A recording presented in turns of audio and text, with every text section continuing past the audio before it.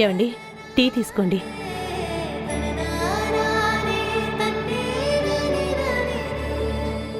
ఏమండి, సోమేశ్వరరావు గారికి ఫోన్ చేస్తా అన్నారు కదా, చేశారా? లేదు, ఇంకా చేయలేదు. ఇంకా చేయలేదని అంత కూల్గా చెప్తారేంటండి?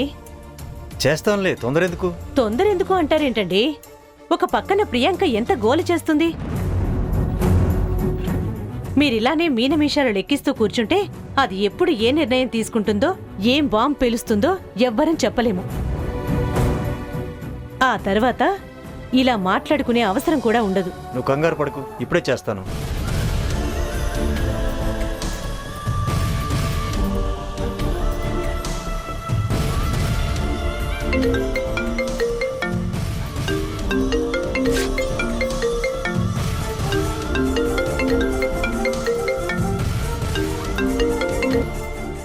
హలో కృష్ణప్రసాద్ సార్, బిజీగా ఉన్నారా?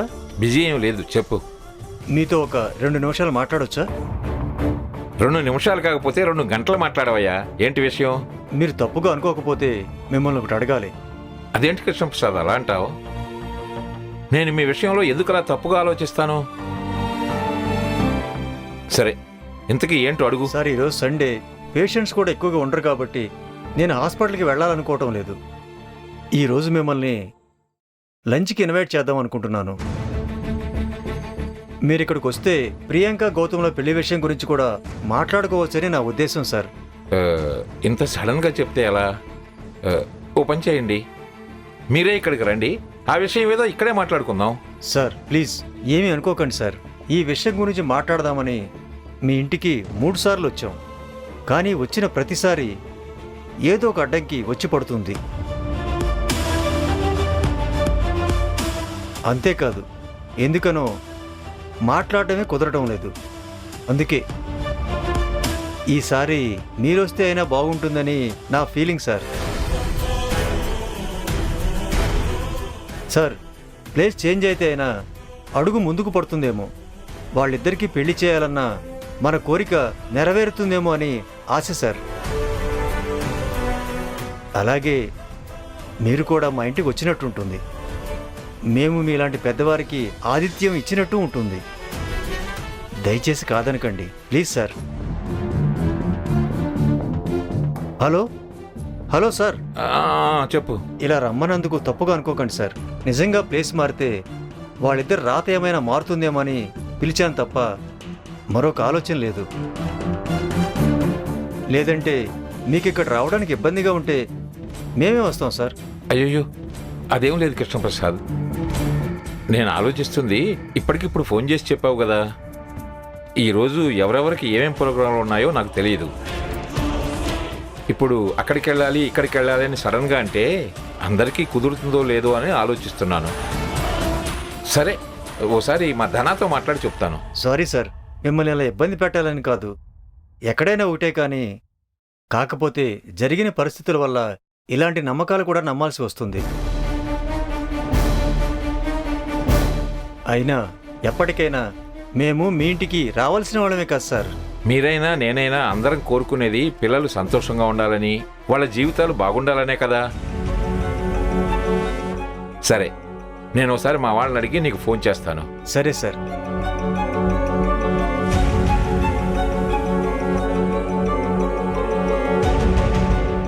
వాళ్ళ ఇంట్లో వాళ్ళని అడిగి చెప్తా అన్నారు.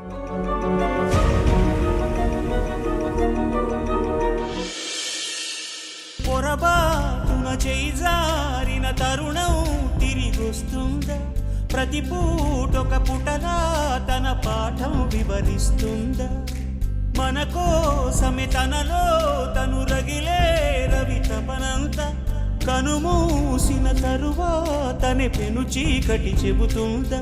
కడతేరని పయనాలెన్ని, పడదోసిన ప్రణయాలెన్ని అని తిరగే ఛాయా చరిత పుటలు, వెను చూడక ఉరికే కథలు, తమ ముందు తరాలకు స్మృతుల చితులు అందించాలా ప్రేమి. ఇప్పుడు వచ్చినా ఎలాగో మాట్లాడలేం, ఎందుకంటే ఇంకొంచెం సేపట్లో రాహుకాలం వస్తుంది. మళ్ళీ నెక్స్ట్ టైం ఎప్పుడైనా చూసుకుని వస్తాం. అలాగే కృష్ణప్రసాద్ చెప్పింది కూడా నిజమని అనిపిస్తుంది. వాళ్ళు ఎన్నిసార్లు వచ్చినా మాట్లాడటానికి కుదరకపోగా ఏదో ఒక అడ్డంకి వస్తూనే ఉంది. పైగా కమల కూడా చెప్పింది ఈ ఇంట్లో మనకు అడ్డంకులు వస్తున్నాయని. అందుకే వాళ్ళ ఇంటికి వెళితే అదృష్టం మారొచ్చేమో. మావయ్య, అది రేపు రాకేష్ రాధల సంవత్సరీకం. వదిన చెప్పినట్టుగానే నిజంగానే ఈ ఇంట్లో అడ్డంకులు ఉన్నాయా, లేదా వాటిని అడ్డం పెట్టుకుని రాకేష్ రాధలకి ఆబ్దికం జరిపించాలని అనుకుంటుందా? అది జరిపించకపోవడం వల్లనే పద్మకు అబార్షన్ అయిందా? అంటే దానికి కారణం రాకేష్ రాధల ఆత్మఘోషే కారణమా?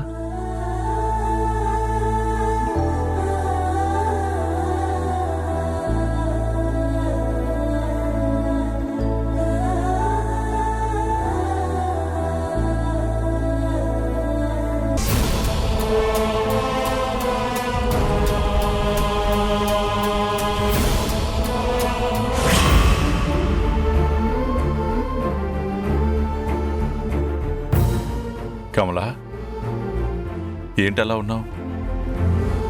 బాధపడుతున్నావా? బాధపడకుండా ఎలా ఉంటానండి? నేను రాకేష్ రాధల ఆబ్దికం గురించి అడిగితే మావయ్య ఒక్క మాట కూడా మాట్లాడలేదు. ఏం సమాధానం చెప్పలేదు. ఎటువంటి స్పందన చలనం లేదు. ఇప్పుడు ఏం చెయ్యాలా అని ఆలోచిస్తూ ఉన్నాను. నువ్వు ఆ విషయం గురించి ఏం బాధపడక కమలా. ఎవరికి ఇష్టం ఉన్నా లేకపోయినా రేపు మనం రాకేష్ రాధల ఆబ్దికం చేస్తున్నాం. ఏంటండి మీరనేది? మావయ్య ఒప్పుకుంటారా? నాన్న ఒప్పుకున్నా ఒప్పుకోకపోయినా నేను ఈ పని చేసి తీరుతాను కమలా.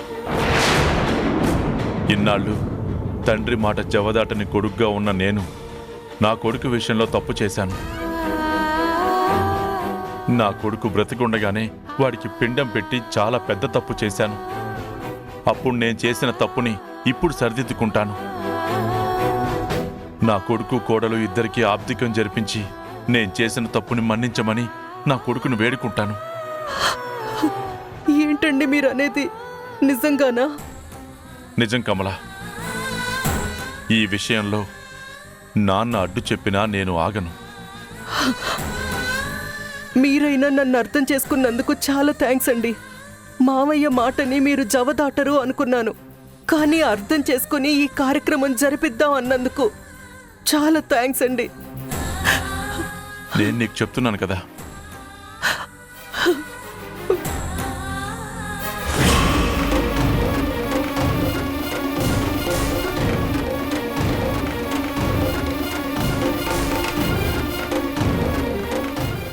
ధనా,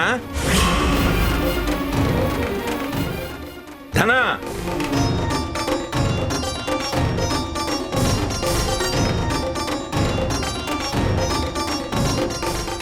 ఏంటి నాన్న పిలిచారా? రాకేష్ రాధల ఆబ్దికం గురించి ఏమి నిర్ణయం తీసుకున్నారు?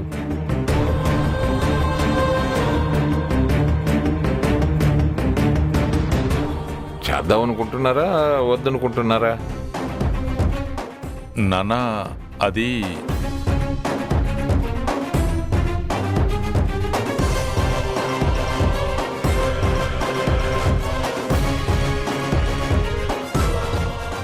పంతులు గారిని పిలిపించు. జరగాల్సిన కార్యక్రమం గురించి మాట్లాడదాం.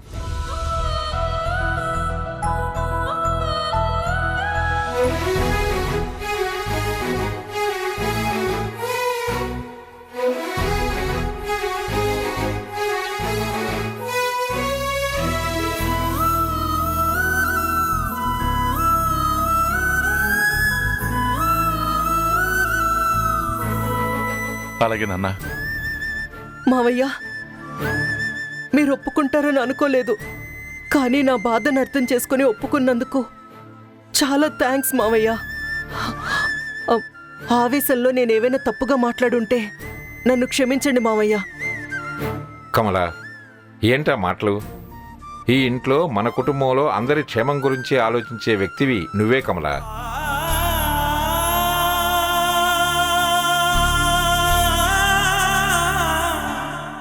ఇన్ని అడ్డంకులు ఇన్ని కష్టాలు వచ్చిన తర్వాత కూడా ఇంటి పెద్దగా నేను వద్దంటాను అనుకుంటున్నావా? మిమ్మల్ని వద్దని ఆపుతానా?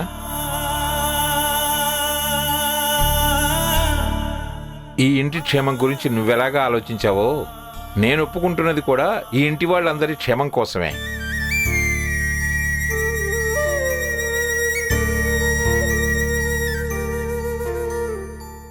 కానీ ఇప్పుడు నువ్వు ఆలోచించినట్లు ఆ రోజు వాడు ఒక్క క్షణం ఆలోచించి ఆ ఒక్క అడుగు గడప దాటి బయట పెట్టకుండా ఉంటే నా భార్య చనిపోయేది కాదు.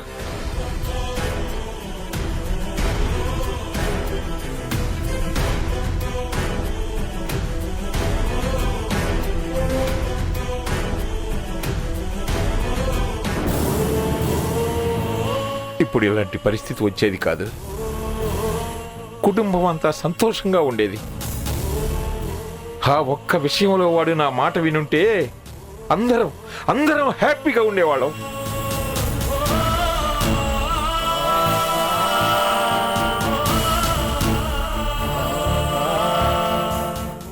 ఏం చేస్తాం, నీ బుద్ధి వాడికి రాలేదు.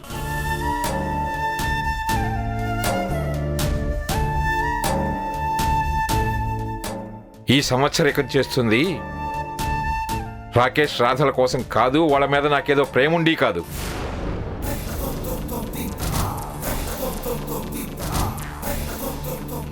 కేవలం ఆబ్దికం జరిపిస్తే వాళ్ళ ఆత్మ శాంతించి ఈ ఇంట్లో కాస్త ప్రశాంతత నెలకొంటుందేమోనని ఒప్పుకుంటున్నాను.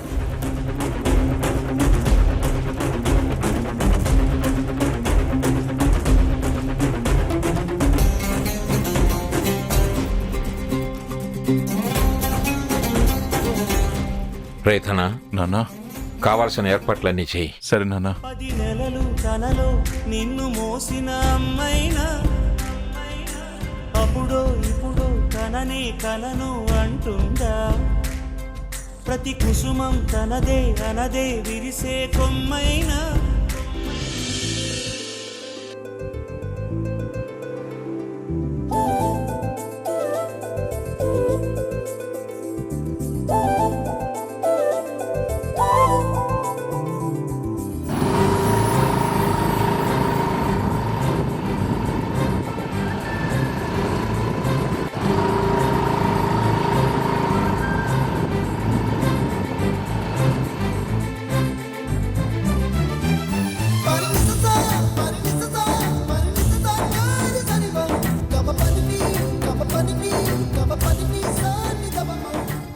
గౌతమ్ గారు, ఏమైంది అంత హ్యాపీగా ఉన్నారు?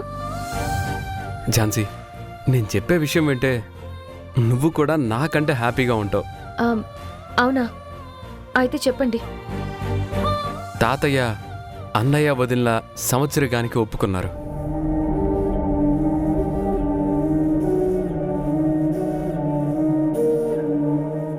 నిజమా గౌతమ్ గారు? అవును ఝాన్సీ, తాతయ్య నిజంగానే ఒప్పుకున్నారు. మీ తాతయ్య అంత తొందరగా ఒప్పుకోరు కదా. అక్క బావ అంటే చాలా కోపం కదా ఆయనకి. అలాంటిది వాళ్ళ ఆబ్దికానికి ఎలా ఒప్పుకున్నారు? మీ నాన్నగారు మాట్లాడారా? లేదు ఝాన్సీ, అమ్మ ఒప్పించింది.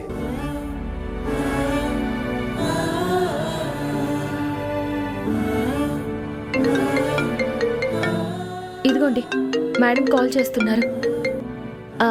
Hello madam. అమ్మ ఝాన్సీ, చెప్పండి మేడం. మావయ్య గారు ఆబ్దికానికి ఒప్పుకున్నారు. తెలిసింది మేడం, ఇప్పుడే గౌతమ్ గారు చెప్పారు. నాకంటే ఫాస్ట్గా ఉన్నాడే వాడు. నేను చెప్పేలోపే వాడు చెప్పేశాడా? Thank you madam, thank you so much. మీకు ఈ చిన్న మాట చెప్పుకోవడం తప్ప నేనేమీ చేయలేను. దేనికమ్మా ఇప్పుడు అలా అంటున్నావు? మీరు సోమేశ్వరరావు గారిని ఒప్పించడానికి ఎంత కష్టపడి ఉంటారో నాకు తెలుసు మేడం. ఏ విషయంలోనూ ఆయనకి ఎదురు మాట్లాడని మీరు అక్క బావల విషయంలో ధైర్యం చేసి మాట్లాడారు. మీ పరిస్థితి నేను అర్థం చేసుకోగలను. అందుకే మేడం, నేను మనస్ఫూర్తిగా మీకు థ్యాంక్స్ చెప్తున్నాను. అమ్మ ఝాన్సీ, వాళ్ళు నీకు అక్క బావలైతే నాకు కొడుకు కోడలు. వాళ్ళ కోసం ఆ మాత్రం కూడా ధైర్యం చేయకపోతే ఎలా? అయినా నాకీ విషయంలో ఎవరి సపోర్ట్ ఉన్నా లేకపోయినా నువ్వుంటావని నమ్మకం నాకుందమ్మా. మేడం, సపోర్ట్ అంటే నేను ఆ కార్యక్రమం చేస్తే బాగుంటుందని మాత్రమే కోరుకున్నాను. కానీ అక్కడ అందర్నీ ఒప్పించి ముందడుగు పడేలా చేసింది మాత్రం మీరే మేడం.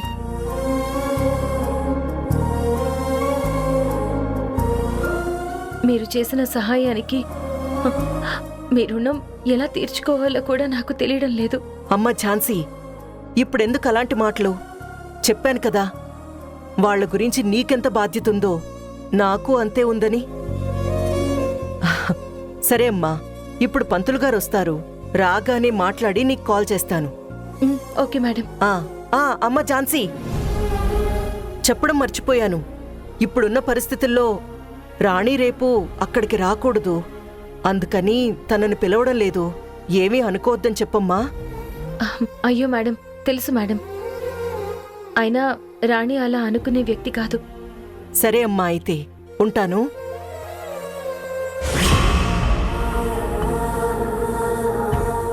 ఝాన్సీ, ఇప్పుడు హ్యాపీనా? థ్యాంక్ యూ గౌతమ్ గారు, థ్యాంక్ యూ సో మచ్. ఇందులో నేను చేసింది ఏమీ లేదు. తాతయ్య దగ్గరికి వెళ్ళి మాట్లాడి ఒప్పించింది అంతా అమ్మే. అమ్మ లేకపోతే ఈ కార్యక్రమం మాటల వరకే పరిమితమయ్యేది.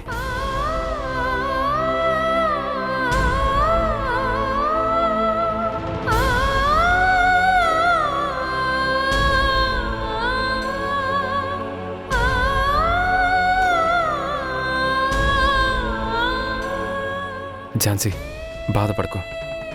మనం అందరం కోరుకున్నదే జరుగుతుంది కదా, ఇంకా బాధ ఎందుకు? నువ్వు ఇలా బాధపడుతూ ఉంటే అన్నా వదిలిన ఆత్మలు శాంతించవు.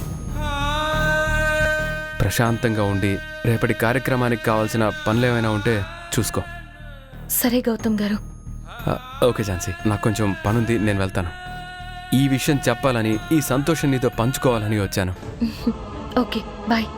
బాయ్ ఝాన్సీ.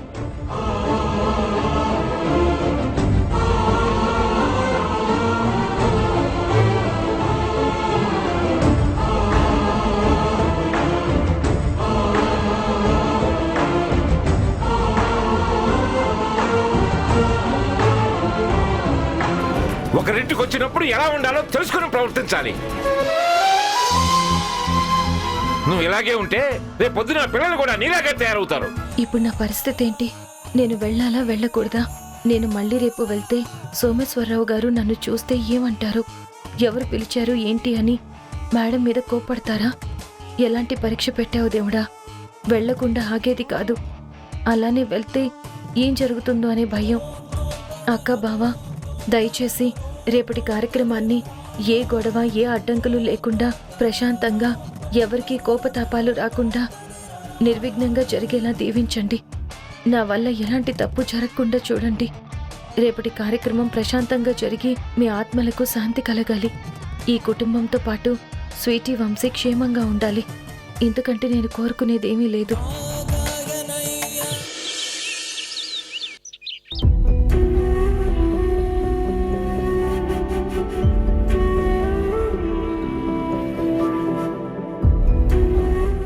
పంతులు గారు, అమ్మా, మిమ్మల్ని పిలిపించిన కారణం ఏంటంటే, రేపటికి నా పెద్ద కొడుకు రాకేష్, నా పెద్ద కోడలు రాధా చనిపోయి కరెక్ట్గా సంవత్సరం అవుతుంది. చనిపోయిన దగ్గర నుంచి వాడికి చేయాల్సిన ఏ కార్యక్రమం కూడా చేయలేదు.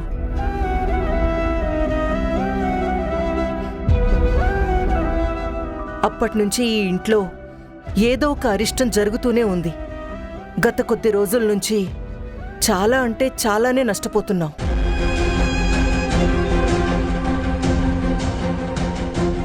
అందుకే మిమ్మల్ని పిలిపించి రేపు జరగాల్సిన కార్యక్రమం జరిపితే అయినా వాళ్ళ ఆత్మలు శాంతిస్తాయని మిమ్మల్ని పిలిపించాం.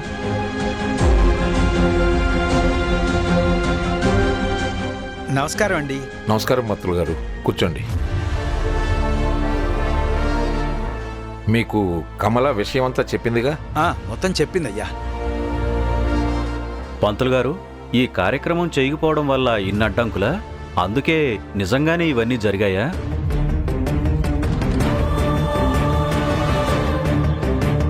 రేయ్, ఇప్పుడు ఆ ప్రశ్నలు అవసరమా? చేయించాలనుకున్నాము అంతే కదా. అలాంటప్పుడు మధ్యలో అనుమానం ఎందుకు? అనుమానం కాదు నాన్న, నిజమో కాదో అందరికీ తెలియాలి కదా. ఇప్పుడు ఈ కార్యక్రమం చేసినంత మాత్రాన నిజంగానే మన అడ్డంకులు సమస్యలు పోతాయా అని అడగాలి కదా.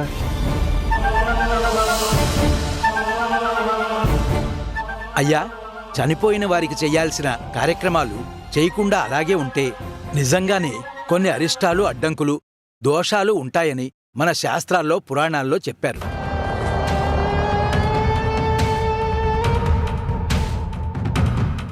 అలాగే ప్రతి సంవత్సరం వాళ్ళకి జరగాల్సిన ఆబ్దీకం జరగకపోతే వాళ్ళ ఆత్మ శాంతించకపోగా ఘోషిస్తుంది.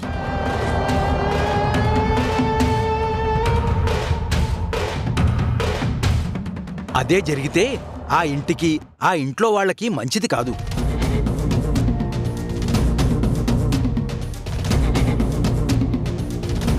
అందుకే ప్రతి సంవత్సరం ఆబ్దీకం పెట్టాలి అంటారు. అలాగే ఆబ్దీకం గురించి కూడా మంత్రాలు ఉన్నాయి అంటే ఆబ్దీకం చెయ్యాలనే కదా. చేస్తే మంచిది, అందరికీ మంచి జరుగుతుంది.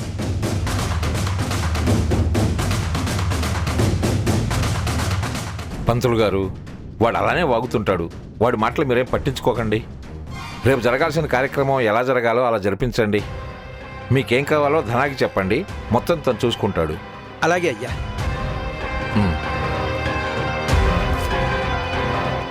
నేను రేపటికి కావలసినవన్నీ చూసుకుని మీకు చెప్తాను. మీరందరూ రేపు పొద్దున 10 లోపు వచ్చేస్తే సరిపోతుంది. అలాగే పంతులు గారు.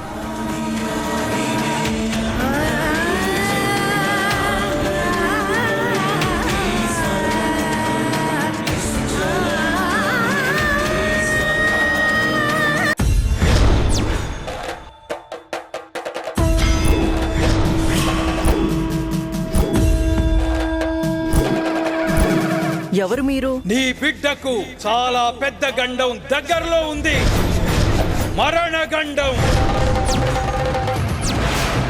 నువ్వు పెళ్లి పీటల మీదకి ఎక్కిస్తున్నానని అనుకుంటున్నావు, కానీ నీ కొడుకుని బలిపీఠం మీదకి ఎక్కిస్తున్నావు.